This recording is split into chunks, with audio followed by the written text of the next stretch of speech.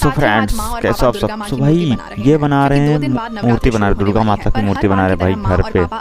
वाह भाई वाह, कि हम अपने हाथों से भाई पेपर से क्या करेंगे ये। नवरात्रि के टाइम ऐसा करने से सो इस वीडियो का सारा क्रेडिट जाता है यूट्यूब चैनल फैक्ट बाय को। तो आप लोग जाओ और वीडियो को लाइक कर देना, चैनल पे भाई सारी वीडियो देखो, सब्सक्राइब कर लेना चैनल को। साथियों माँ और पापा देवी माँ की मूर्ति बनाने में बहुत दोनों लोग मिलकर बना रहे हैं मूर्ति। तब तक आप भाई प्लीज यार, हर बार कहते हैं वही फिर कर रहे हैं भाई, एक लाइक और सब्सक्राइब कर दो यार। आप लोग मुझे बहुत प्यार किया, बहुत दिल से धन्यवाद भैया। पहले रुक जा बच्चे, तू मेरी इस वीडियो को लाइक करके चैनल सब्सक्राइब कर ले। मैं तेरे माता पिता की उम्र 100 साल कर दूंगी, ये मेरी कर दो यार। तो लास्ट में माँ पापा ने देवी माँ की मूर्ति बना दी। तो फ्रेंड मिलते हैं नेक्स्ट वीडियो में, तब तक के लिए राम राम, जय माता दी, लव यू ऑल।